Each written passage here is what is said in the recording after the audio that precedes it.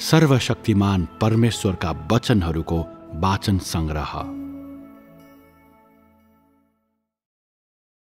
के त्रिएकत्व अस्तित्वमा छ?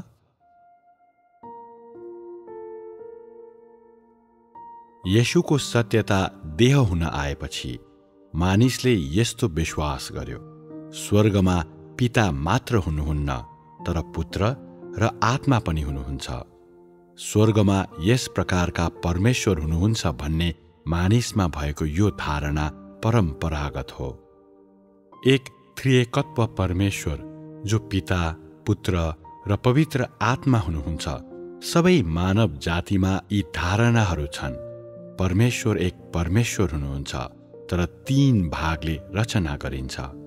त्यो परम्परागत धारणामा गम्भीर रूपमा गडेर बस्नेहरू सबैले पिता, पुत्र र पवित्र आत्मा हुनुहुन्छ भन्ने ठान्छन्। केवल ती 3 भागले एक सम्पूर्ण परमेश्वर बन्दछ। पवित्र पिता बिना परमेश्वर पूर्ण हुनुहुन्न। त्यस्तै गरी न त पुत्र न पवित्र आत्मा बिना परमेश्वर पूर्ण बन्नुहुन्छ। तिनीहरूका धारणाहरूमा तिनीहरू विश्वास गर्दछन् कि न त पितालाई मात्र न पुत्रलाई मात्र परमेश्वर मान्न सकिन्छ। केवल पिता, पुत्र र पवित्र आत्मा मिलेर नै स्वयं परमेश्वर मान्न सकिन्छ। अब सबै धार्मिक विश्वासीहरू र तिमीहरूका बीचका प्रत्येक अनुयायीहरूमा यस्तो आस्था छ, तापनि त्यो आस्था सही हो कि होइन भनी कसैले पनि बताउन सक्दैन, किनकि तिमीहरू परमेश्वर स्वयंको बारेका विषयहरूमा सधैँ अन्योलताको बादलमा छौ। यद्यपि यी धारणाहरू हुन्, तिमीहरू ती सही हुन् वा गलत हुन् सो जान्दैनौ, किनकि तिमीहरू धार्मिक धारणाहरूद्वारा गम्भीर रूपमा प्रभावित भएका छौ। तिमीहरूले धर्मका यी परम्परागत धारणाहरूलाई गहिरो रूपमा स्वीकार गरेका छौ र यो विष तिमीहरूभित्र धेरै गहिराइमा पसेको छ। त्यसकारण यस विषयमा पनि तिमीहरू यस हानिकारक प्रभावको अघि झुकेका छौ, किनकि त्रिएकत्व परमेश्वर अस्तित्वमा छैन, अर्थात् पिता, पुत्र र पवित्र आत्माको त्रिएकत्व अस्तित्वमा छैन। यी सबै मानिसको परम्परागत धारणाहरू हुन् र मानिसको झुटा आस्थाहरू हुन्। धेरै शताब्दीहरूदेखि मानिसले यस त्रिएकत्वमा विश्वास गरेको, मानिसको मनमा धारणाहरू सङ्कलित गरिएको, मानिसद्वारा निर्माण गरिएको र मानिसले पहिले कहिले नदेखेको कुरा हो। यति धेरै वर्षहरूमा त्यहाँ बाइबलका धेरै व्याख्याकारहरू भएका छन्, जसले त्रिएकत्वको साँचो अर्थ वर्णन गरेका छन्, तर त्रिएक परमेश्वरका 3 अलग तत्त्वका व्यक्तित्वहरूको रूपमा यसरी वर्णन गरेको कुरा अनिश्चित र अस्पष्ट छ र सबै मानिसहरू परमेश्वरको यस्तो बनावटद्वारा अलमलमा परेका छन्। कुनै पनि महान व्यक्तिले कहिले यसको विस्तृत विवरण प्रस्तुत गर्न सकेको छैन। प्राय स्पष्टीकरणहरू तर्कको रूपमा र कागजमा सङ्कलन गरिएको छ, तर एकैजना व्यक्तिले पनि यसको अर्थ पूर्ण रूपमा बुझेको छैन, किनकि मानिसको हृदयमा भएको यस महान त्रिएकत्व कुनै अस्तित्वमा छैन, किनकि अहिलेसम्म कसैले पनि परमेश्वरको वास्तविक अनुहार देखेको छैन र न त कोही परमेश्वर बस्नुहुने स्थानमा कुन कुन कुराहरू छन्, परमेश्वरको घरमा कति लाख वा करोड पुस्ताहरू छन् भनी निश्चित गर्न वा परमेश्वरको अन्तर्निहित संरचना कतिवटा भागले बनेको छ भनी जाँच्न कोही परमेश्वरको वासस्थानमा जान सक्ने भाग्यमानी हुन सकेको छ। मुख्य रूपमा जाँच्नुपर्ने कुरा यो हो, पिता र पुत्रको साथसाथै पवित्र आत्माको युग, प्रत्येक व्यक्तित्वको आआफ्नो प्रकटीकरण, उहाँहरू कसरी विभाजित हुनुभयो र उहाँहरू कसरी एक हुनुभयो। खेदको कुरा, यति धेरै वर्षहरूमा कुनै एकैजना मानिसले पनि यी विषयहरूको सत्यता निश्चित गर्न सकेको छैन। ती सबै केवल अनुमान मात्र हुन्, किनकि कुनै पनि मानिस उक्लेर स्वर्ग घुम्न गएको छैन र त्रिएकत्वको विषयमा चासो राख्ने सबै उत्कट र भक्त धार्मिक विश्वासीहरूलाई सत्यताको विषयमा जानकारी दिन सम्पूर्ण मानव जातिका लागि अनुसन्धानको रिपोर्ट लिएर आएको छैन। निश्चय त्यस्ता धारणाहरू बनाएकोमा मानिसलाई दोष दिन सकिँदैन, किनकि मानव जातिलाई सृष्टि गर्दा यहोवा पिताले किन पुत्र येशूलाई साथमा लिनु भएन? यदि सुरुमा सबै यहोवाको नाउँद्वारा भएको हुन्थ्यो भने त्यो अझ राम्रो हुने थियो। यदि दोष दिनै पर्छ भने यहोवा पिताको क्षणिक गल्तीलाई दिनुपर्छ, जसले सृष्टिको समयमा पुत्र र पवित्र आत्मालाई उहाँको सामु बोलाउनु भएन, बरु उहाँले आफ्नो काम एक्लै गर्नुभयो। यदि उहाँहरू सबैले एकै साथ काम गर्नुहुन्थ्यो भने के उहाँहरू एक हुनुहुने थिएन र? यदि सुरुदेखि अन्त्यसम्म यहोवाको नाउँ मात्र हुन्थ्यो भने र अनुग्रहको युगबाट येशूको नाउँ हुँदैनथ्यो भने, वा यदि उहाँलाई अझै पनि यहोवा भनिन्थ्यो भने के परमेश्वर मानव जातिले गर्ने यो विभाजनको पीडाबाट जोगिनुहुने थिएन? निसन्देह यी सबैका लागि यहोवालाई दोष दिन मिल्दैन। यदि दोष दिनै पर्छ भने त्यो पवित्र आत्मालाई दिनुपर्छ, जसले मानिसलाई अन्योल र भ्रममा पार्नु हुँदै हजारौं वर्षसम्म यहोवा, येशू र पवित्र आत्माको नाउँमा आफ्नो काम गरिरहनुभयो, जसको कारण मानिसले परमेश्वर को हुनुहुन्छ भनी ठिकसँगले जान्न सकेन। यदि पवित्र आत्मा आफैले कुनै रूप वा स्वरूप बिना र त्यसबाहेक येशू जस्तो कुनै नाउँ बिना नै काम गर्नुहुन्थ्यो र मानिसले उहाँलाई छुन वा देख्न सक्दैनथ्यो, गर्जनको आवाज मात्र सुन्न सक्थ्यो भने के त्यस प्रकारको काम मानव जातिका निम्ति धेरै फाइदाजनक हुने थिएन र? त्यसो भए अब के गर्न सकिन्छ? मानिसका धारणाहरू थुप्रिएर पहाड जस्तै उच्च र समुद्र जत्तिकै विशाल भएको छ, यस हदसम्म कि वर्तमान समयका परमेश्वरले उनीहरूलाई धेरै सहन गर्न सक्ने छैनन् र पूर्ण रूपमा अन्योलमा परेको छ। विगतमा जब यहोवा, येशू मात्र हुनुहुन्थ्यो र उहाँहरूको बीचमा पवित्र आत्मा हुनुहुन्थ्यो, त्यसबेला मानिस अघिबाटै उहाँको कसरी सामना गर्ने भनी अन्योलमा परेको थियो। र अब सर्वशक्तिमान परमेश्वर थपिनु भएको छ, जो परमेश्वरको एउटा भाग हुनुहुन्छ भनिएको छ। उहाँ को हुनुहुन्छ भन्ने कसलाई थाहा छ? र यति धेरै वर्षसम्म उहाँ त्रिएकत्वको कुन व्यक्तिमा मिसिनु भएको छ वा लुक्नु भएको छ? मानिसले यो कसरी सहन गर्न सक्छ? मानिसलाई त्रिएक परमेश्वरको मात्र व्याख्या गर्न जीवनभरको समय लाग्छ, तर अब चार व्यक्तित्वहरूमा एक परमेश्वर हुनुहुन्छ, यो कसरी वर्णन गर्न सकिन्छ? के त व्याख्या गर्न सक्छस्? दाजुभाइ र दिदी बहिनीहरू हो, तिमीहरूले आजको दिनसम्म कसरी त्यस्तो परमेश्वरमा विश्वास गरेका छौ? म तिमीहरूलाई बधाई दिन्छु। त्रिएक परमेश्वर सहन गर्न पहिले नै पर्याप्त थियो। तिमीहरू चार व्यक्तित्वहरूमा एक परमेश्वरमाथि कसरी यस्तो अटल विश्वास गरिरहन सक्छौ? तिमीहरूलाई बाहिर निस्कन आग्रह गरिएको छ, तापनि तिमीहरू अस्वीकार गर्छौ। कस्तो बुझ्दै नसकिने कुरा! तिमीहरू साँच्चै केही हौ। एक व्यक्तिले केही वास्ता नराखी चार परमेश्वरमा विश्वास गर्न सक्छ र त्यसबाट केही पनि पाउँदैन। के तिमीहरू यो एउटा चमत्कार हो भनी सोच्दैनौ? तिमीहरूलाई हेर्दा कसैले पनि तिमीहरू त्यस्तो ठुलो चमत्कार गर्न सक्षम छौ भनेर सोच्दैनथ्यो।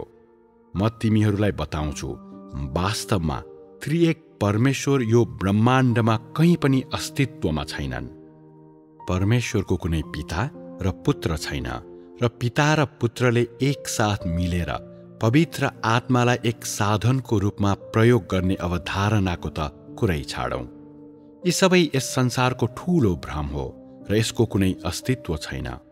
यद्यपि यस्तो भ्रमको पनि सुरुवात छ र यो पूर्ण रूपमा आधारहीन छैन, किनकि तिमीहरूका दिमाग यति सरल छैन र तिमीहरूका विचारहरू तर्क बिनाको छैनन्। बरु ती एकदम उचित र स्पष्ट छन्, यतिसम्म कि त्यसलाई कुनै शैतानले पनि जित्न सक्दैन। खेदको कुरा, यी विचारहरू सबै भ्रम हुन् र तिनको कुनै अस्तित्व छैन। तिमीहरूले बिल्कुल वास्तविक सत्यता देखेका छैनौ। तिमीहरू केवल अनुमान र कल्पनाहरू गर्दछौ। छलपूर्वक अरूको भरोसा प्राप्त गर्न र बुद्धि र विवेक नभएका अति मूर्ख मानिसहरूलाई अधीनमा राख्नका निम्ति तिमीहरूले बनावटी कथा बनाउँछौ। यसैले उनीहरू तिमीहरूका महान र प्रसिद्ध विशेष शिक्षाहरूमा विश्वास गर्छन्। के यो सत्य हो? के यो मानिसले ग्रहण गर्नुपर्ने जीवनको बाटो हो? यो सबै बकवास हो। एक शब्द पनि उपयुक्त छैन।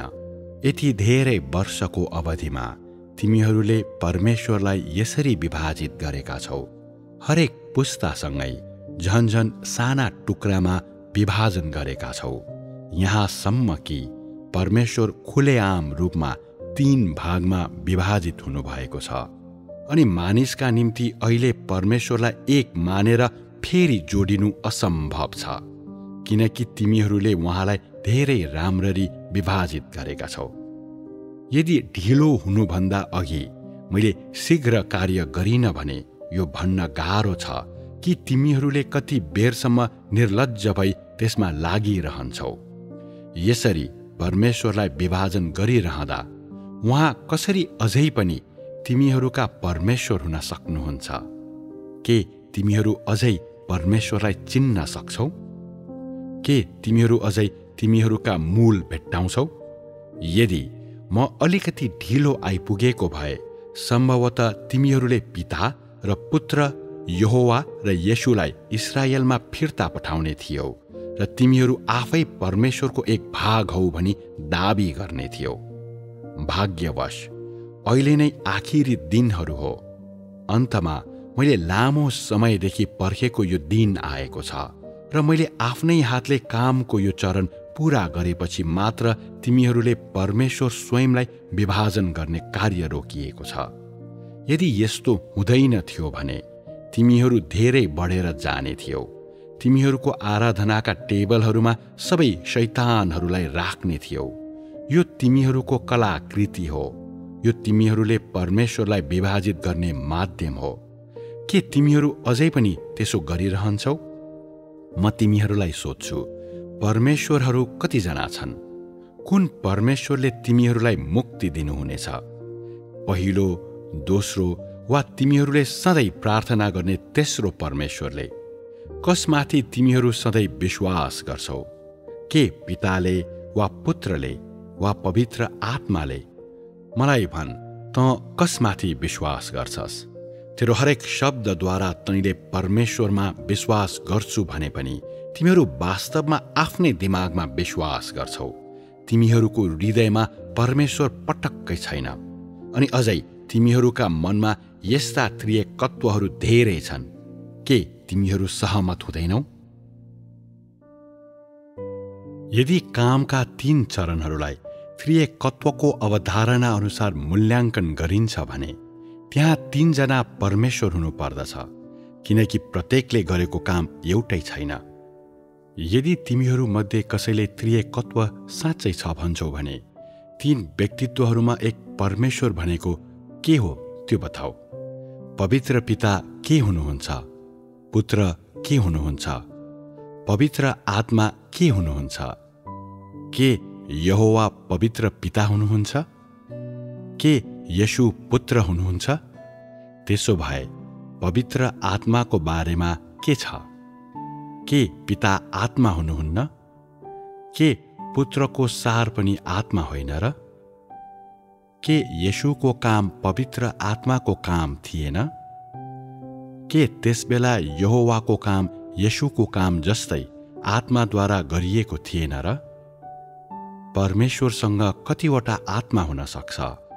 तेरो बयान अनुसार पिता, पुत्र र पवित्र आत्माका 3 व्यक्तित्वहरू एक हुन्। यदि त्यसो हो भने तब त्यहाँ 3वटा आत्मा छन्, तर 3वटा आत्मा हुनुको अर्थ त्यहाँ 3 परमेश्वर छन् भन्ने हुन्छ। यसको अर्थ त्यहाँ कुनै एक साँचो परमेश्वर छैन। यस प्रकारको परमेश्वरसँग अझै पनि परमेश्वरको अन्तर्निहित तत्त्व कसरी हुन सक्छ? यदि त एक मात्र परमेश्वर हुनुहुन्छ भनेर स्वीकार गर्छस् भने कसरी उहाँको पुत्र हुन र पिता हुन सक्छ? के यी सबै केवल तेरा धारणाहरू होइनन्? परमेश्वरमा एक मात्र हुनुहुन्छ। यस परमेश्वरमा एक मात्र व्यक्तित्व हुनुहुन्छ र परमेश्वरका एक आत्मा मात्र हुनुहुन्छ। बाइबलमा पवित्र आत्मा एउटै मात्र हुनुहुन्छ र एउटै परमेश्वर हुनुहुन्छ भन्ने बारे धेरै लेखिएका छन् भने जस्तै तैँले भन्ने पिता र पुत्र अस्तित्वमा भए पनि आखिर परमेश्वर एक मात्र हुनुहुन्छ अनि तिमीहरूले विश्वास गर्ने पिता, पुत्र र पवित्र आत्माको सार पवित्र आत्माको सारमा छ। अर्को शब्दमा भन्ने हो भने परमेश्वर आत्मा हुनुहुन्छ, तर उहाँ देह बन्न र मानिसहरूका माझ बास गर्न साथै सबै थोकभन्दा उच्च हुन सक्नुहुन्छ। उहाँका आत्मा सर्वसम्मिलित र सर्वव्यापी छ। उहाँ एकसाथ देहमा र ब्रह्माण्डमा र त्यसमाथि हुन सक्नुहुन्छ। सबै मानिसहरूले परमेश्वर एक मात्र साँचो परमेश्वर हुनुहुन्छ भन्ने गरेकाले परमेश्वर एक मात्र हुनुहुन्छ। कसैले पनि आफ्नो इच्छाले विभाजन गर्न सक्दैन। परमेश्वर एक मात्र आत्मा र एक मात्र व्यक्तित्व हुनुहुन्छ र त्यो परमेश्वरका आत्मा हुनुहुन्छ। यदि तैँले भनेको जस्तै पिता, पुत्र र पवित्र आत्मा हो भने त के उहाँहरू तीन परमेश्वर हुनुहुन्न र? पवित्र आत्मा एउटा थोक हुनुहुन्छ, पुत्र अर्को र पिता अझ अर्को। उहाँहरूका व्यक्तित्व फरक छन् र उहाँहरूका सारहरू फरक छन्। त्यसो भए उहाँहरू प्रत्येक कसरी एउटै परमेश्वरका भागहरू हुन सक्नुहुन्छ? पवित्र आत्मा आत्मा हुनुहुन्छ, यो बुझ्न मानिसका निम्ति सजिलो छ। यदि त्यसो हो भने पिता झन् अझ बढी आत्मा हुनुहुन्छ। उहाँ यस पृथ्वीमा कहिल्यै ओर्लनु भएको छैन र कहिले देह बन्नु भएको छैन। मानिसहरूका हृदयमा उहाँ यहोवा परमेश्वर हुनुहुन्छ र निश्चय उहाँ एक आत्मा पनि हुनुहुन्छ। त्यसो भए उहाँ र पवित्र आत्माको बीचमा के सम्बन्ध छ? के यो पिता र पुत्र बीचको सम्बन्ध हो, वा के यो पवित्र आत्मा र पिताको आत्मा बीचको सम्बन्ध हो? के प्रत्येक आत्माको सार एउटै हो, वा के पवित्र आत्मा पिताको साधन हुनुहुन्छ? यसलाई कसरी वर्णन गर्न सकिन्छ? तब पुत्र र पवित्र आत्माको बीच के सम्बन्ध छ? के यो दुईटा आत्मा बीचको सम्बन्ध हो, वा मानिस र आत्मा बीचको सम्बन्ध हो? यी सबै यस्तै विषयहरू हुन् जसको हामीसित कुनै स्पष्टीकरण छैन। यदि उहाँहरू सबै एउटै आत्मा हुनुहुन्छ भने तीन व्यक्तित्वहरूको कुरा हुन सक्दैन, किनकि उहाँहरूमा एउटै आत्मा हुनुहुन्छ। यदि उहाँहरू फरक फरक व्यक्तित्वहरू हुनुहुन्थ्यो भने उहाँहरूका आत्माहरू शक्तिमा फरक हुने थियो र उहाँहरू केवल एक मात्र आत्मा हुन सक्नुहुन्न। पिता, पुत्र र पवित्र आत्माको यो अवधारणा सबैभन्दा हास्यास्पद छ। यसले परमेश्वरलाई विभाजित गर्दछ र उहाँलाई फरक फरक प्रतिष्ठा र आत्मा भएका तीन व्यक्तित्वहरूमा बाँड्दछ।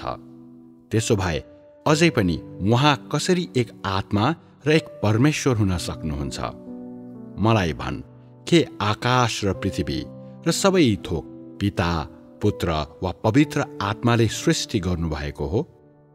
कोही भन्छन् कि उहाँहरू सबैले एकसाथ सृष्टि गर्नुभएको हो। त्यसो भए मानव जातिलाई कसले छुटकारा दियो? के पवित्र आत्माले, पुत्रले वा पिताले हो? कसै कसैले भन्छन् मानव जातिलाई पुत्रले उद्धार गर्नुभएको हो। त्यसो भए सारमा पुत्र को हुनुहुन्छ? के उहाँ परमेश्वरका आत्माको देह धारण हुनुहुन्न र? देह धारणले स्वर्गमा हुनुहुने परमेश्वरलाई सृष्टि गरिएको मानिसको दृष्टिकोणबाट पिताको नाउँले सम्बोधन गर्दछ।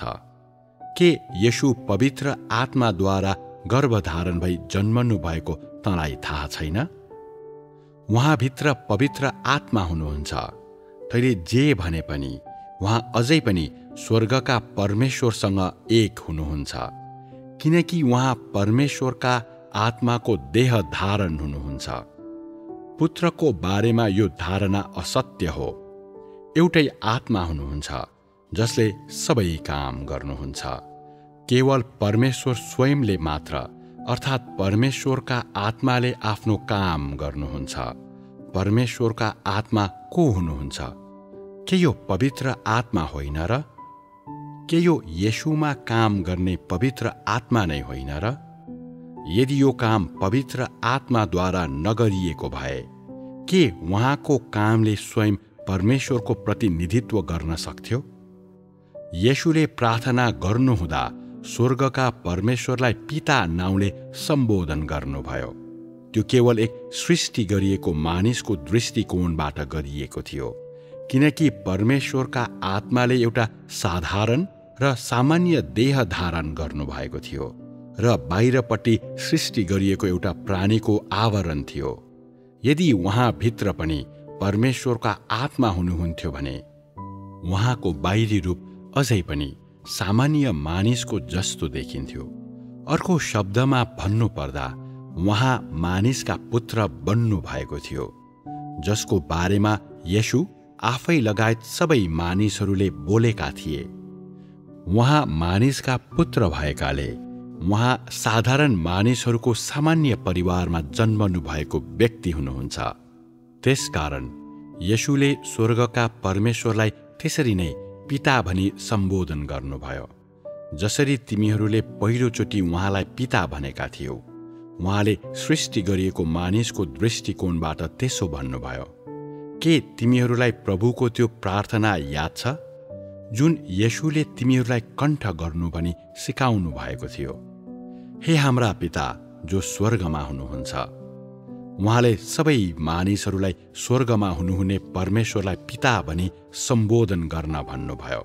अनि उहाँ आफैले पनि उहाँलाई पिता भन्नुभएकोले उहाँले तिमीहरू सबैको बराबर स्तरमा खडा हुने व्यक्तिको दृष्टिकोणबाट त्यसो भन्नुभयो। तिमीहरूले स्वर्गमा हुनुहुने परमेश्वरलाई पिता भनी सम्बोधन गर्ने हुनाले येशूले आफैलाई तिमीहरूसँग बराबर स्तरमा र पृथ्वीमा परमेश्वरद्वारा चुनिएका एक मानिसको रूपमा हेर्नुभयो। यदि तिमीहरू परमेश्वरलाई पिता भनी सम्बोधन गर्छौ भने के यो तिमीहरू एक सृष्टि गरिएको प्राणी भएकोले नै होइन र? तापनि क्रुसमा टाङ्गिनु भन्दा अघि पृथ्वीमा येशूको अधिकार जति नै महान भए पनि उहाँ पवित्र आत्माद्वारा सञ्चालित केवल मानिसका पुत्र र पृथ्वीको एक सृष्टि गरिएको प्राणी मात्र हुनुहुन्थ्यो, किनकि उहाँले आफ्नो काम पूरा गर्नु अझै बाँकी नै थियो। त्यसकारण उहाँले स्वर्गमा हुनुहुने परमेश्वरलाई पिता भनी सम्बोधन गर्नु पूर्ण रूपमा उहाँको नम्रता र आज्ञाकारिता थियो। तापनि उहाँले परमेश्वरलाई त्यसरी सम्बोधन गर्नुले उहाँ स्वर्गमा हुनुहुने परमेश्वरका आत्माको पुत्र हुनुहुन्थ्यो भनी प्रमाणित गर्दैन। बरु कुरा यति मात्र हो कि उहाँको दृष्टिकोण फरक थियो। उहाँ फरक व्यक्ति हुनुहुन्थ्यो भन्ने होइन।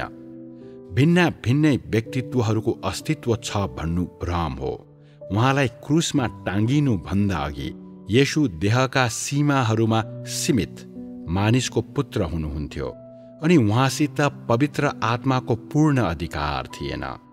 त्यसकारण उहाँले सृष्टि गरिएको प्राणीको दृष्टिकोणबाट परमेश्वर पिताको इच्छा खोज्न मात्र सक्नुहुन्थ्यो। यसैले उहाँले गेतसमनीमा 3 पटक प्रार्थना गर्नुभयो, मेरो इच्छा होइन तर तपाईँको इच्छा पूरा होस्। उहाँलाई क्रुसमा टाङ्गिनुभन्दा अघि उहाँ यहुदीहरूका मात्र राजा हुनुहुन्थ्यो। उहाँ ख्रिस्ट मानिसका पुत्र महिमित शरीर हुनुहुन्न थियो। त्यसै कारण सृष्टि गरिएको प्राणीको दृष्टिकोणबाट उहाँले परमेश्वरलाई पिता भन्नुभयो। अब तैँले परमेश्वरलाई पिता भन्नेहरू सबै पुत्र हुन् भन्न सक्दैनस्, यदि त्यस्तो हुन्थ्यो भने येशूले एकचोटि प्रभुको प्रार्थना सिकाउनु भएपछि के तिमीहरू सबै परमेश्वरका पुत्र बन्ने थिएनौ र? यदि तिमीहरू अझै पनि विश्वस्त भएका छैनौ भने मलाई भन, तिमीहरू कसलाई पिता भन्छौ? यदि तिमीहरू येशूलाई संकेत गर्दैछौ भने येशूका पिता चाहिँ तिमीहरूका निम्ति को हुन्? येशू जानु भएपछि पिता र पुत्रको यो धारणा अब छैन। यो धारणा येशू देह बन्नुभएका वर्षहरूका लागि मात्र उपयुक्त थियो। यदि तिमीहरू परमेश्वरलाई पिता भन्छौ भने अन्य सबै परिस्थितिहरूमा त्यो सम्बन्ध सृष्टिका परम प्रभु र सृष्टि गरिएका प्राणी बीचको मात्र हुन्छ। पिता, पुत्र र पवित्र आत्माको त्रिएकत्वको धारणा कुनै पनि समय खडा हुन सकेको छैन। यो युगहरूमा विरलै देखिएको एउटा भ्रम मात्र हो र यसको कुनै अस्तित्व छैन। यसले प्रायजसो मानिसहरूका मनमा उत्पत्तिको पुस्तकको वचन सम्झना गराउँछ, मानिसलाई हाम्रै स्वरूपमा, हाम्रै रूपमा बनाऊ। यहाँ परमेश्वरले हामी मानिसलाई हाम्रै स्वरूपमा बनाऊ भन्नुभएकोले हामी शब्दले दुई वा अधिकलाई सङ्केत गर्दछ। उहाँले हामी भन्नुभएकोले त्यहाँ एक मात्र परमेश्वर छैनन्। यसरी मानिसले अस्पष्ट भिन्नै व्यक्तित्वहरूको बारेमा सोच्न थाल्यो र यी शब्दहरूबाट पिता, पुत्र र पवित्र आत्माको धारणा उत्पन्न भयो। त्यसो भए पिता कस्तो हुनुहुन्छ, पुत्र कस्तो हुनुहुन्छ अनि पवित्र आत्मा कस्तो हुनुहुन्छ? के आजको मानव जाति 3 जना मिलेर बनेको एक व्यक्तित्वको स्वरूपमा बनाइनु सम्भव छ?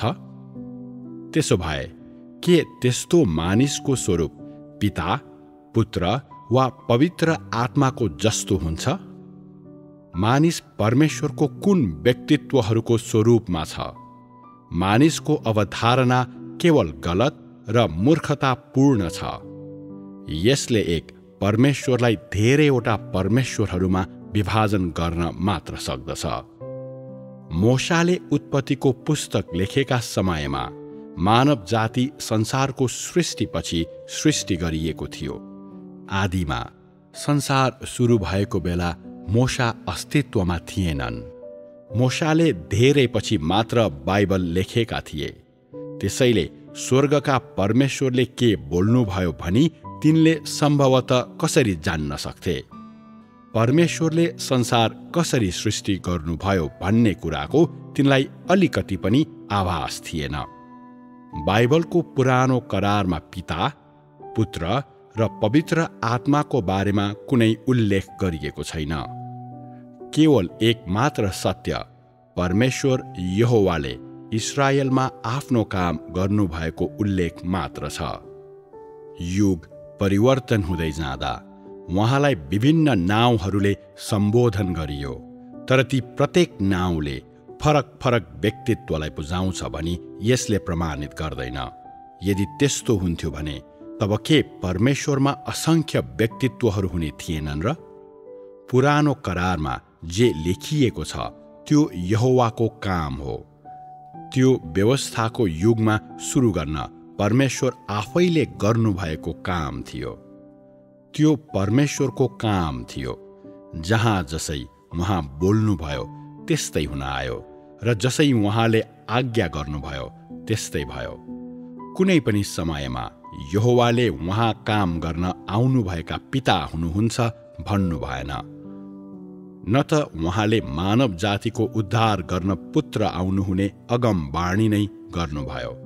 जब येशूको समय आयो त्यसबेला परमेश्वर सम्पूर्ण मानव जातिलाई छुटकारा दिन देह बन्नुभयो मात्र भनियो।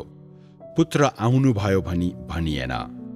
युगहरू एकै प्रकारका नभएकाले र परमेश्वर आफैले गर्नुहुने काम पनि फरक फरक हुने भएकोले उहाँले आफ्नो कामलाई विभिन्न क्षेत्रहरूमा गर्नु आवश्यक छ। यस प्रकारले उहाँले प्रतिनिधित्व गर्नुहुने पहिचान पनि फरक फरक हुन्छन्। मानिसले यहोवा येशूका पिता हुनुहुन्छ भनी विश्वास गर्छ, तर वास्तवमा येशूले यसलाई स्वीकार्नु भएन, जसले भन्नुभयो, हामी कहिल्यै पनि पिता र पुत्रको रूपमा चिनिँदैनौँ। म र स्वर्गमा हुनुहुने पिता एक हौँ। पिता ममा हुनुहुन्छ र म पितामा छु। जब मानिसले पुत्रलाई देख्छन्, तिनीहरूले स्वर्गमा हुनुहुने पितालाई देख्दछन्। सबै भनिसकेपछि उहाँ चाहे पिता हुन् वा पुत्र, उहाँहरू एक आत्मा हुनुहुन्छ। अलग अलग व्यक्तित्वहरूमा विभाजित हुनुहुन्न। मानिसले एकपटक व्याख्या गर्न खोज्यो भने फरक फरक व्यक्तित्वहरू साथै पिता, पुत्र र पवित्र आत्माको सम्बन्धको धारणाले गर्दा विषयहरू जटिल बन्छन्। जब मानिसले फरक फरक व्यक्तित्वहरूको कुरा गर्छ, के त्यसले परमेश्वरलाई भौतिक बनाउँदैन? मानिसले ती व्यक्तित्वहरूलाई पहिलो, दोस्रो र तेस्रो दर्जामा राख्छ। यी सबै मानिसको कल्पना मात्र हुन्, जुन उल्लेख गर्नु योग्यको छैन र पूर्ण रूपमा अवास्तविक छ। यदि तैँले उसलाई त्यहाँ कतिजना परमेश्वरहरू छन् भनी सोधिस् भने उसले भन्नेछ कि परमेश्वर पिता, पुत्र र पवित्र आत्मा भएको त्रिएकत्व हुनुहुन्छ, एकमात्र साँचो परमेश्वर। यदि तैँले अझ बढ्ता पिता को हुनुहुन्छ भनी सोधिस् भने उसले यसो भन्नेछ, पिता स्वर्गमा हुनुहुने परमेश्वरका आत्मा हुनुहुन्छ। उहाँ सबैका नियन्त्रक हुनुहुन्छ र उहाँ स्वर्गका मालिक हुनुहुन्छ। त्यसो भए के यहोवा आत्मा हुनुहुन्छ? उसले भन्नेछ, हो। यदि तैँले उसलाई पुत्र को हुनुहुन्छ भनी सोधिस् भने उसले भन्नेछ कि अवश्य येशू पुत्र हुनुहुन्छ। त्यसो भए येशूको कथा के हो? उहाँ कहाँबाट आउनु भएको हो? उसले भन्नेछ, येशू पवित्र आत्माद्वारा मरियमको गर्भमा आउनुभयो र जन्मनुभयो। त्यसो भए के उहाँको सार पनि आत्मा होइन र? के उहाँको काम पनि पवित्र आत्माको प्रतिनिधि होइन र? यहोवा आत्मा हुनुहुन्छ र यसैले येशूको सार पनि हुनुहुन्छ। अब आखिरी दिनहरूमा यो भन्नु आवश्यक छैन कि यो अझै पनि आत्मा हुनुहुन्छ। उहाँहरू कसरी फरक फरक व्यक्तित्वहरू हुन सक्छन्? के यो आत्माले भिन्नै दृष्टिकोणबाट गरिरहनु भएको आत्माकै काम होइन र? जस्तै त्यहाँ व्यक्तित्वहरू बीच कुनै भिन्नता हुँदैन। येशूको गर्भधान पवित्र आत्माबाट भएको थियो र निसन्देह उहाँको काम ठ्याक्कै पवित्र आत्माको काम थियो। यहोवाले गर्नुभएका कामको पहिलो चरणमा उहाँ न त देह नै हुनुभयो, न मानिस कहाँ देखा पर्नुभयो। यसैले मानिसले उहाँको रूप कहिल्यै पनि देखेन। उहाँ जतिसुकै महान र जति नै अग्लो हुनुहुन्थ्यो भने पनि उहाँ अझै आत्मा, परमेश्वर स्वयं नै हुनुहुन्थ्यो, जसले आदिमा मानिसलाई सृष्टि गर्नुभयो। अर्थात् उहाँ परमेश्वरका आत्मा हुनुहुन्थ्यो। उहाँले बादलहरूको बीचबाट मानिससँग बोल्नुभयो, केवल आत्माको रूपमा, र कसैले पनि उहाँ देखा पर्नुभएको घटनालाई देखेन। अनुग्रहको युगमा मात्र जब परमेश्वरका आत्मा देहमा आउनुभयो र यहुदियामा देह धारण हुनुभयो, एक यहुदीको स्वरूपमा पहिलोचोटि मानिसले उहाँलाई देख्यो। उहाँको सन्दर्भमा यहोवाका कुनै कुरा थिएन, तापनि उहाँ पवित्र आत्माद्वारा गर्भधान, अर्थात् स्वयं यहोवा स्वयंको आत्माद्वारा गर्भधान हुनुभयो र येशू परमेश्वरका आत्माको मूर्त रूपको रूपमा जन्मनुभयो। मानिसले पहिले पवित्र आत्मा ढुकुरको रूपमा येशूमाथि ओर्लनु भएको देख्यो। यो केवल येशू मात्र आत्मा थिएन, बरु पवित्र आत्मा हुनुहुन्थ्यो। त्यसो भए के येशूका आत्मालाई पवित्र आत्माबाट अलग गर्न सकिन्छ? यदि येशू पुत्र र पवित्र आत्मा नै हुनुहुन्छ भने तब उहाँहरू कसरी एक हुन सक्नुहुन्छ? यदि त्यस्तो हुन्थ्यो भने काम गर्न सकिने थिएन। येशू भित्रका आत्मा, स्वर्गमा हुनुहुने आत्मा र यहोवाका आत्मा सबै एक हुन्। उहाँलाई पवित्र आत्मा, परमेश्वरका आत्मा 7 गुणा तीव्र पारिएको आत्मा र सर्वसम्मिलित आत्मा भनिन्छ। परमेश्वरका आत्माले धेरै काम गर्न सक्नुहुन्छ। उहाँले संसारलाई सृष्टि गर्न सक्नुहुन्छ र जल प्रलय पठाएर यसलाई नाश गर्न पनि सक्नुहुन्छ। उहाँले सबै मानव जातिलाई उद्धार गर्न सक्नुहुन्छ र यसबाहेक उहाँले सारा मानव जातिलाई जित्न र नाश पार्न सक्नुहुन्छ। यो काम सबै परमेश्वर आफैले गर्नुभएको हो र उहाँको सट्टामा परमेश्वरको कुनै व्यक्तित्वले गर्न सक्दैन। उहाँका आत्मालाई यहोवा र येशू साथै सर्वशक्तिमान भनेर पनि सम्बोधन गर्न सकिन्छ। उहाँ प्रभु र ख्रिस्ट हुनुहुन्छ। उहाँ मानिसको पुत्र पनि बन्न सक्नुहुन्छ। उहाँ स्वर्गहरूमा हुनुहुन्छ र पृथ्वीमा पनि हुनुहुन्छ। उहाँ ब्रह्माण्ड भन्दा माथि र भिडको माझमा हुनुहुन्छ। स्वर्गहरू र पृथ्वीका एकमात्र मालिक उहाँ हुनुहुन्छ। सृष्टिको समयदेखि अहिलेसम्म यो काम परमेश्वर स्वयंको आत्माले गर्दै आउनु भएको छ। त्यो काम चाहे स्वर्गहरूमा होस् वा देहमा, सबै उहाँको आफ्नै आत्माद्वारा गरिन्छ। चाहे स्वर्गमा होस् वा पृथ्वीमा, सबै प्राणीहरू उहाँको सर्वशक्तिमान हत्केलामा छन्। यी सबै स्वयं परमेश्वरका काम हुन् र उहाँको ठाउँमा अरू कसैले यो गर्न सक्दैन। स्वर्गहरूमा उहाँ आत्मा हुनुहुन्छ, तर परमेश्वर स्वयं पनि हुनुहुन्छ। मानिसहरूका माझ उहाँ देह हुनुहुन्छ, तर परमेश्वर स्वयं नै रहनुहुन्छ। यद्यपि उहाँलाई सयौं हजारौं नाउँले सम्बोधन गर्न सकिन्छ, उहाँ अझै पनि उहाँ नै र उहाँको आत्माको प्रत्यक्ष अभिव्यक्ति हुनुहुन्छ। उहाँको क्रुसीकरणद्वारा सारा मानव जातिको छुटकारा उहाँका आत्माको प्रत्यक्ष कार्य थियो र आखिरी दिनहरूमा सबै जाति र सबै देशहरूका निम्ति घोषणा पनि हो। सबै समयमा परमेश्वरलाई सर्वशक्तिमान र एकमात्र साँचो परमेश्वर, सर्वसम्मिलित परमेश्वर स्वयं भन्न सकिन्छ।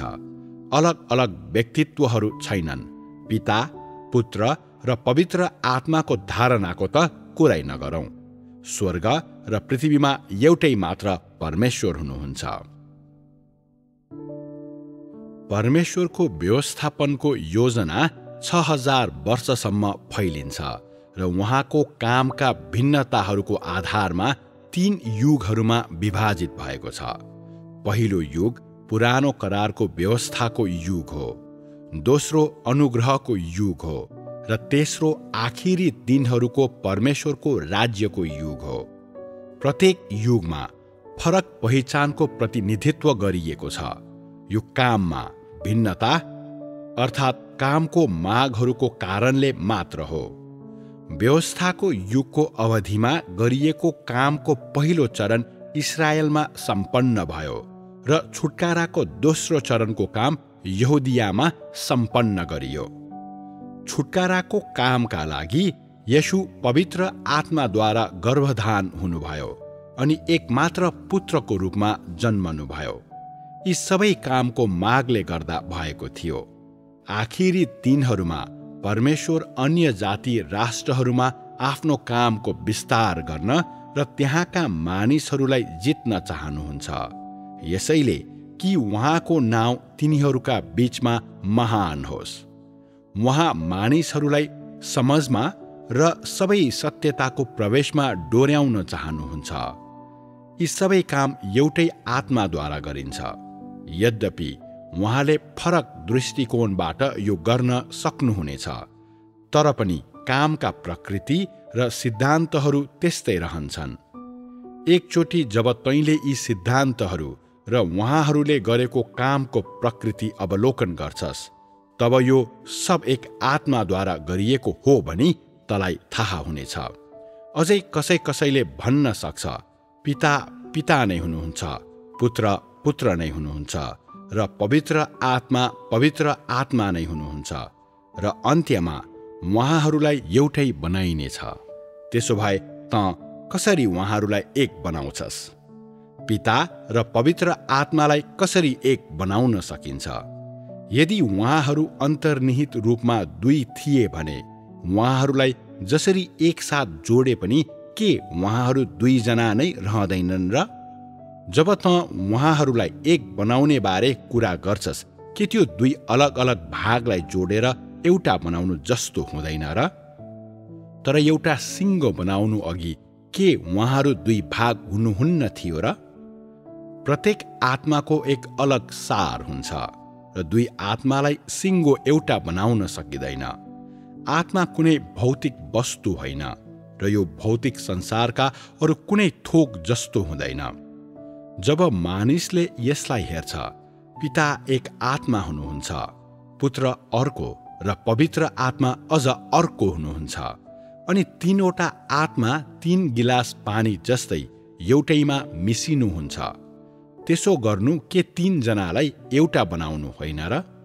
यो पूर्ण रूपमा गलत र निरर्थक व्याख्या हो। के यो परमेश्वरलाई विभाजन गर्नु होइन र?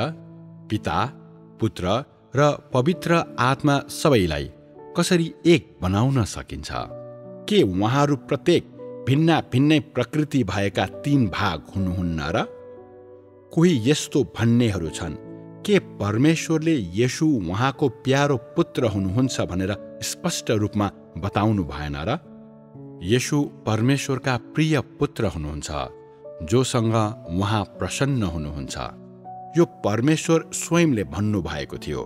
त्यो परमेश्वरले आफैलाई दिनुभएको गवाही थियो, तर एउटा भिन्नै दृष्टिकोणबाट, जुन चाहिँ स्वर्गका आत्माले उहाँको आफ्नै देह धारणको बारेमा दिनुभएको गवाही थियो। येशू उहाँको देह धारण हुनुहुन्छ, स्वर्गमा हुनुहुने उहाँका पुत्रको होइन। के तैँले बुझिस्? के येशूले म पितामा छु र पिता ममा हुनुहुन्छ भन्नुभएको वचनले उहाँहरू एउटै आत्मा हुनुहुन्छ भनी सङ्केत गर्दैन? र के देह धारणकै कारणले गर्दा उहाँहरू स्वर्ग र पृथ्वीको बीचमा अलग हुनुभएको थिएन? वास्तवमा उहाँहरू अझै एक हुनुहुन्छ, चाहे जे भए तापनि। यो केवल परमेश्वर आफैलाई दिनुभएको गवाही मात्र हो। युगहरूमा परिवर्तन भएकाले, कामका मागहरू र उहाँको व्यवस्थापन योजनाका विभिन्न चरणहरूको कारण मानिसले उहाँलाई बोलाउने नाउँ पनि फरक हुन्छ। जब उहाँ पहिलो चरणको काम गर्न आउनुभयो, उहाँलाई यहोवा कहलाइन सकिन्थ्यो, जो इस्राएलीहरूका गोठालो हुनुहुन्छ।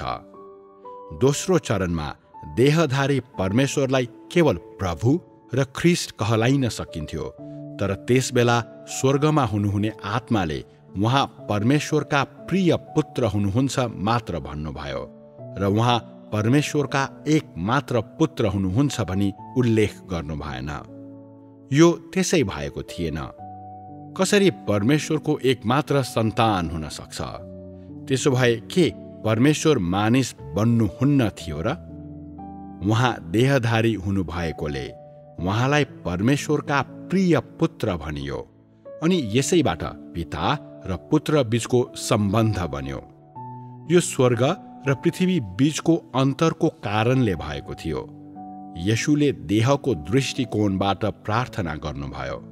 उहाँले सामान्य मानिसको देह धारण गर्नुभएको हुनाले देहको दृष्टिकोणबाट उहाँले भन्नुभयो, मेरो बाहिरी खोल सृष्टि गरिएको प्राणीको हो, किनकि यस पृथ्वीमा आउनका लागि मैले देह धारण गर्छु। म अहिले स्वर्गबाट टाढा, धेरै टाढा छु। यसकारण उहाँले पिता परमेश्वरसँग देहको दृष्टिकोणबाट मात्र प्रार्थना गर्न सक्नुहुन्थ्यो। यो उहाँको कर्तव्य थियो र परमेश्वरका देहधारी आत्मा यही कुराले सुसज्जित हुनुपर्दछ। उहाँले देहको दृष्टिकोणबाट पितासँग प्रार्थना गर्नुभएकोले उहाँ परमेश्वर हुनुहुन्न भन्न सकिँदैन।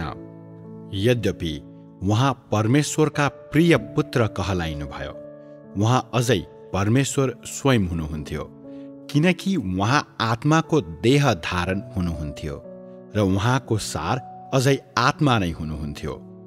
यदि उहाँ परमेश्वर स्वयं हुनुहुन्थ्यो भने उहाँले किन प्रार्थना गर्नुभयो भनी मानिसहरूले सोच्दछन्, किनकि उहाँ देहधारी परमेश्वर, देहमा बास गर्नुभएका परमेश्वर हुनुहुन्थ्यो, स्वर्गमा हुनुहुने आत्मा होइन।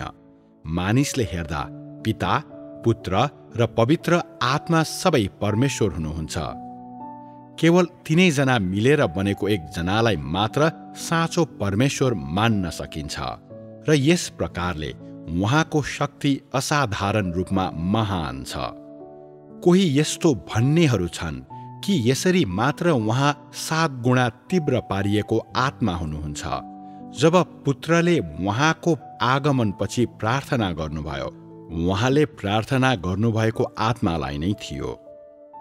वास्तवमा उहाँले सृष्टि गरिएको प्राणीको दृष्टिकोणबाट प्रार्थना गर्दै हुनुहुन्थ्यो, किनकि देह पूर्ण हुँदैन, उहाँ पूर्ण हुनुहुन्न थियो र उहाँ देहमा आउनुहुँदा उहाँमा धेरै कमजोरीहरू थिए र उहाँले आफ्नो देहमा भएर काम गर्नुहुँदा धेरै व्याकुल हुनुभयो। त्यसकारण उहाँलाई क्रुसमा टाँगिनुभन्दा अघि उहाँले पिता परमेश्वरसँग 3 पटक प्रार्थना गर्नुभयो। साथै त्योभन्दा अघि पनि धेरै पटक प्रार्थना गर्नुभयो। उहाँले आफ्ना चेलाहरूको बीचमा प्रार्थना गर्नुभयो। उहाँले डाँडामा एक्लै प्रार्थना गर्नुभयो। उहाँले माछा मार्ने डुङ्गामा चढेर प्रार्थना गर्नुभयो। उहाँले मानिसहरूका भिडको बीचमा प्रार्थना गर्नुभयो। उहाँले रोटी भाँच्दा प्रार्थना गर्नुभयो र उहाँले अरूलाई आशीर्वाद दिनुहुँदा प्रार्थना गर्नुभयो। उहाँले किन त्यस्तो गर्नुभयो? उहाँले आत्मालाई प्रार्थना गर्नुभयो। उहाँले आत्मा अर्थात् स्वर्गमा हुनुहुने परमेश्वरलाई देहको दृष्टिकोणबाट प्रार्थना गरिरहनु भएको थियो। त्यसकारण मानिसको दृष्टिकोणबाट येशू कामको त्यस चरणमा पुत्र बन्नुभयो। तापनि यो चरणमा उहाँले प्रार्थना गर्नुहुन्न। यस्तो किन हो? यसको कारण यो हो कि उहाँले वचनको काम अनि वचनको न्याय र दण्ड प्रकट गर्नुहुन्छ। उहाँलाई प्रार्थनाहरूको कुनै आवश्यकता छैन र उहाँको सेवकाई बोल्नु हो। उहाँ क्रुसमा टाँगिनु भएको छैन र मानिसहरूले उहाँलाई शक्ति हुने मानिसहरूको हातमा सुम्पिनु भएको छैन। उहाँ केवल आफ्नै काम गर्नुहुन्छ। जब येशूले प्रार्थना गर्नुभयो, उहाँले स्वर्गको राज्य ओर्लियोस्, पिताको इच्छा पूरा होस् भनेर र आउने कामका लागि भनी परमेश्वर पितासँग प्रार्थना गर्दै हुनुहुन्थ्यो। यस चरणमा स्वर्गको राज्य अघिबाटै आइसकेको छ। त्यसैले के उहाँले अझै पनि प्रार्थना गर्नु आवश्यक छ? उहाँको काम भनेको युगको अन्त्य गर्नु हो र त्यहाँ अझ अरू नयाँ युगहरू छैनन्। त्यसैले अर्को चरणका लागि प्रार्थना गर्नु आवश्यक छ? मलाई डर लाग्छ, प्रार्थना गर्नु आवश्यक छैन। मानिसको व्याख्यामा धेरै विरोधाभासहरू छन्। साँच्चै यी सबै मानिसका धारणाहरू हुन्। तिमीहरू त्यसको बारेमा थप जाँचबुझ नगरी ती सबै सही छन् भनी विश्वास गर्छौ। के तिमीहरूलाई थाहा छैन कि त्रिएक परमेश्वर सम्बन्धी यस्तो विचारहरू केवल मानिसको धारणाहरू मात्र हुन्? मानिसको कुनै ज्ञान पूर्ण र सिद्ध छैन। त्यहाँ सधैँ अशुद्धताहरू हुन्छन् र मानिससँग धेरै विचारहरू हुन्छन्। यसले देखाउँदछ कि सृष्टि गरिएको प्राणीले परमेश्वरको कामको व्याख्या गर्न सक्दैन। मानिसका दिमागमा धेरै कुराहरू हुन्छन् जुन सबै तर्क र विचारबाट आउँदछन्, जुन सत्यको विरोधमा हुन्छन्। के तेरो तर्कले परमेश्वरको कामलाई राम्ररी विश्लेषण गर्न सक्छ? के तैँले यहोवाका सबै कामको अन्तर्दृष्टि पाउन सक्छस्? के मानिसको रूपमा त ती सबै देख्न सक्छस्? वा के परमेश्वर स्वयं हुनुहुन्छ जसले अनन्ततादेखि अनन्ततासम्म देख्न सक्नुहुन्छ? के धेरै अघि अनन्ततादेखि आउने अनन्ततासम्म देख्न सक्ने तँ होस् वा के यो परमेश्वरले गर्न सक्नुहुन्छ? तँ के भन्छस्? तँ परमेश्वरलाई व्याख्या गर्न कसरी योग्य छस्? तेरो स्पष्टीकरणको आधार के हो? के त परमेश्वर होस्? स्वर्गहरू र पृथ्वी अनि सबै थोकहरू परमेश्वर आफैले बनाउनु भएको हो। यो गर्ने त होइनस्। त्यसैले त किन गलत स्पष्टीकरणहरू दिइरहेको छस्? अब के त अझै त्रिएक परमेश्वरमा विश्वास गरिरहन्छस्? के त्यसो गर्नु तँलाई धेरै बोझिलो लाग्दैन? तैले 3 परमेश्वरमा होइन, एक परमेश्वरमा विश्वास गर्नु नै सबैभन्दा उत्तम हुन्छ। हलुको हुनु सबैभन्दा उत्तम हो, किनकि प्रभुको बोझ हलुको छ।